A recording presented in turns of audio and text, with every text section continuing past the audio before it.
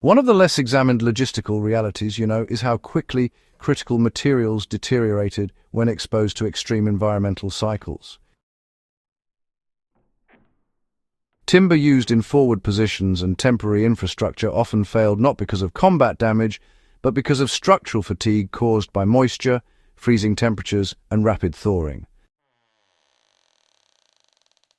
Wood that had not been properly conditioned before deployment warped, split, and lost integrity far sooner than planners expected. This created a persistent operational strain. Engineers were forced to replace or reinforce structures that, on paper, should have lasted far longer. This balance was essential in environments where seasonal variation was, pretty extreme. In addition to tar, oils derived from animal fats and plant sources were used to condition fibers and slow moisture absorption. These treatments did not function in isolation. They were part of a broader system designed to control how wood responded to long-term exposure. Structural design reinforced material treatment by limiting environmental stress at the architectural level. Viking timber longevity cannot be understood without considering how structures were built. Material preparation alone was not sufficient. Architecture itself played a critical role in preservation. Roof designs typically featured extended overhangs that directed water away from vertical surfaces. This reduced prolonged exposure to rainfall, which is actually one of the primary drivers of rot. Foundations were often elevated or constructed using stone bases to isolate timber from direct soil contact, where moisture levels remained consistently high. Drainage was another essential factor. Settlements were often planned with water flow in mind, ensuring that runoff did not accumulate around structural bases. Even simple adjustments in terrain selection could significantly influence the lifespan of wooden buildings. Joinery techniques also contributed to durability.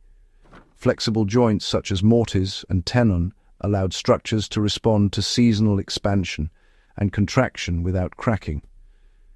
This flexibility reduced internal stress accumulation, which otherwise accelerates material fatigue. Maintenance practices ensured that timber systems remained functional over long periods. Unlike modern construction models that often assume minimal intervention after completion, Viking structures were designed with ongoing maintenance in mind. Components could be replaced individually without dismantling entire buildings. This modularity extended functional lifespan significantly. Regular inspection was not optional, but expected. Early signs of decay were addressed before they spread.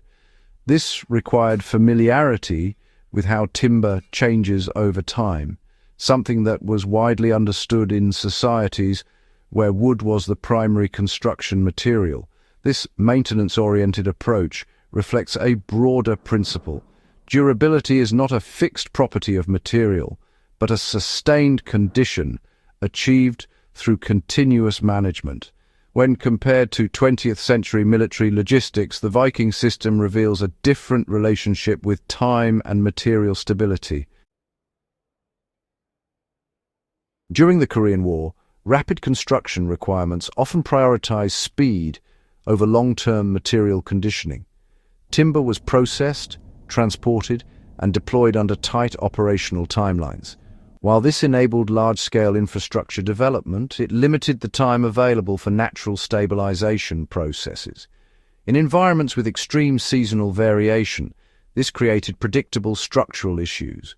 Wood that had not fully equilibrated to local conditions responded poorly to environmental stress.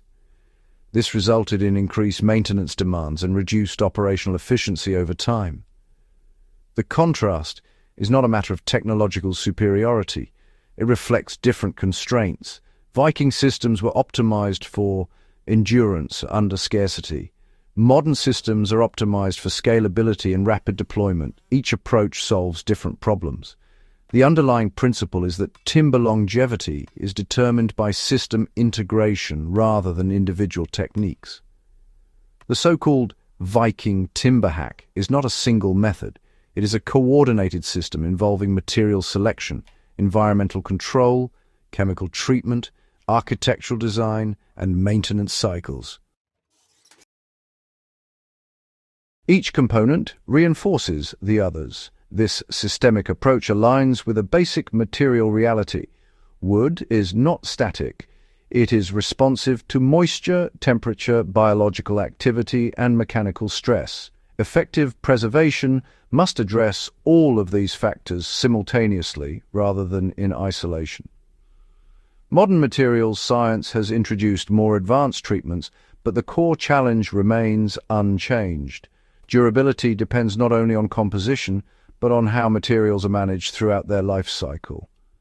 What the Viking approach ultimately demonstrates is a disciplined engagement with environmental limits.